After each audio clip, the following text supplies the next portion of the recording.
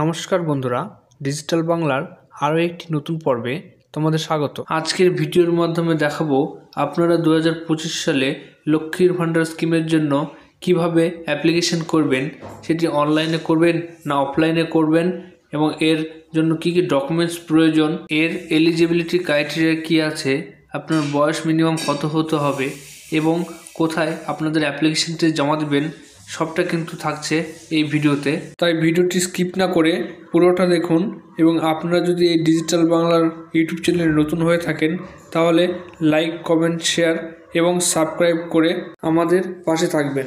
লক্ষ্মীর ভাণ্ডার প্রকল্পে আবেদনের জন্য এখনও কিন্তু অনলাইন পোর্টাল তৈরি হয়নি, তাই আপনি যদি লক্ষ্মীর ভাণ্ডার প্রকল্পে আবেদন করতে চান তাহলে কিন্তু অফলাইন ফর্মেই আপনাকে আবেদন করতে হবে। এই প্রকল্পে আবেদনের জন্য আপনারা ডেসক্রিপশন বক্স থেকে ফর্মটিকে ডাউনলোড করে নিতে পারেন এবং ওপেন করে নিতে পারেন এবং সেটিকে কীভাবে ফিল আপ করতে হবে স্টেপ বাই স্টেপ দেখে নিন।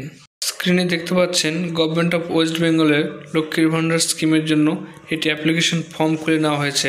2025 সালে এটিকে কীভাবে ফিল আপ করবেন এবং ফিল আপ করে এখন দুয়ারে সরকার ক্যাম্পে এটিকে জমা দিতে পারেন অথবা ব্লক অফিসে কিন্তু আপনারা ফর্মটিকে জমা দিতে পারেন।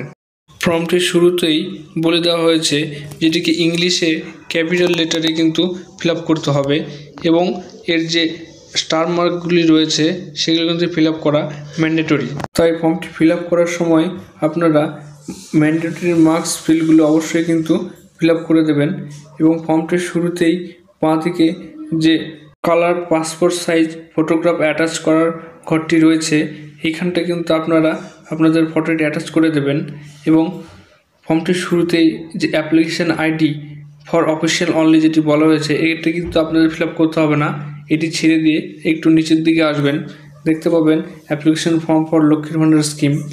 এর প্রথমেই আপনারা পার্সোনাল ডিটেলস দেখতে পাবেন। এখানে পার্সোনাল ডিটেলসে দুয়ারে সরকার রেজিস্ট্রেশন নাম্বার বলে একটি ঘর দেখতে পাচ্ছেন, এটি কিন্তু আপনারা যে দুয়ারে সরকার ক্যাম্প হবে সেখান থেকে পেয়ে যাবেন।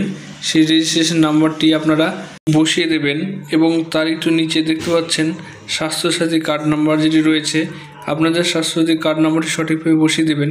তার নিচে আধার নাম্বার যেটি ম্যান্ডেটরি স্টার মার্ক দেওয়া রয়েছে এগুলো কিন্তু আপনাদের সঠিকভাবে ফিল আপ করে দিতে হবে।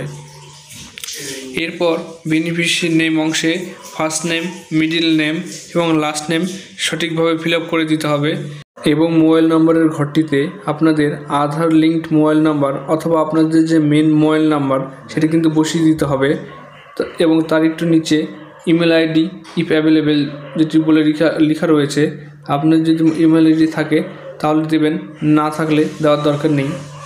এরপর আপনাদের জেন্ডার সিলেক্ট করে নিতে হবে, যেহেতু লক্ষ্মীর ভাণ্ডার প্রকল্পটি অনলি ফর ওম্যান তাই এই যে ফিমেল রয়েছে এখানে টিক করে দেবেন। এরপর ডেট অফ বার্থ অংশে আপনাদের ডেট, মান্থ এবং ইয়ারটি সঠিকভাবে বসিয়ে দিতে হবে। বয়সটি 1/1/2025 এভাবে কিন্তু আপনাদের বসাতে হবে। এরপর একটু নিচের দিকে যে ফাদার্স নেম বলে অপশনটি রয়েছে এখানে কিন্তু আপনাদের father's name, first name, middle name এবং লাস্ট নেম যেটি রয়েছে সেটি সঠিকভাবে বসিয়ে দিতে হবে। এরপর mother's name, first name, last name, middle name সঠিকভাবে বসিয়ে দেবেন। এরপর স্পাউস যদি থেকে থাকে তাহলে ফার্স্ট নেম, মিডিল নেম এবং লাস্ট নেম দিয়ে দেবেন। এরপর আপনি কোন কমিউনিটি থেকে বিলং করছেন সেটি কিন্তু আপনাদের সঠিকভাবে বসিয়ে দিতে হবে, SC, ST না আদার্স। আপনি যদি SC বা ST হয়ে থাকেন তাহলে আপনার জন্য বিশেষ ছাড় রয়েছে কিন্তু এই স্কিমে। এরপর ম্যারিটাল স্ট্যাটাস অংশে আপনি আনম্যারিড, ম্যারিড, উইন্ডো না সেপারেট যেটি রয়েছে সেটি আপনারা সঠিকভাবে সিলেক্ট করে দেবেন। ওপরের অংশগুলি সঠিকভাবে ফিল আপ হয়ে গেলে আপনাদের নিচের দিকে কন্ট্যাক্ট ডিটেলস কিন্তু আপনাদের ফিল আপ করে দিতে হবে।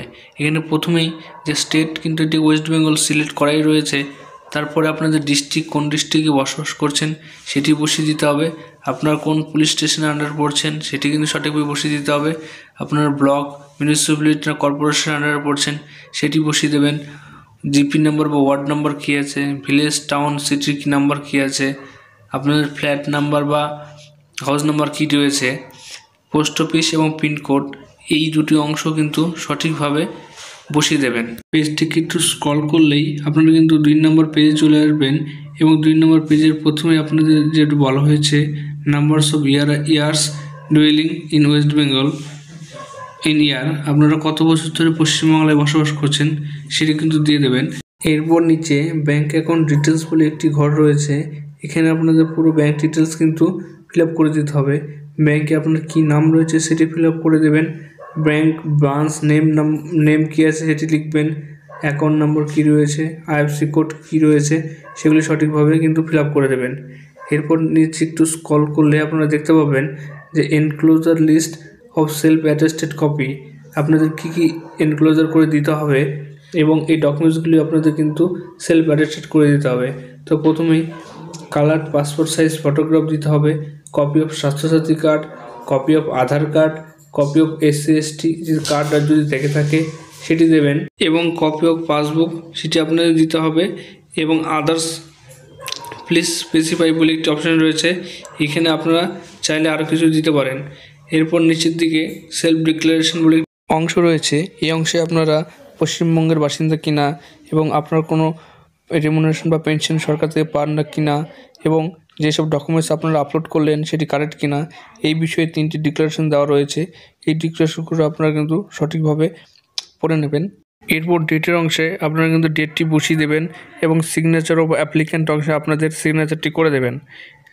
তারপর একটু নিচের দিকে চলে আসবেন, অ্যাকনোলেজমেন্ট বলে যে অংশটি রয়েছে, to be preferred and hand over to beneficiary, এই অংশটি দেখছেন এটি আপনারা ফিল আপ করবেন। এই অংশটি কিন্তু আপনাদের রিসিভ হিসাবে দিয়ে দেওয়া হবে।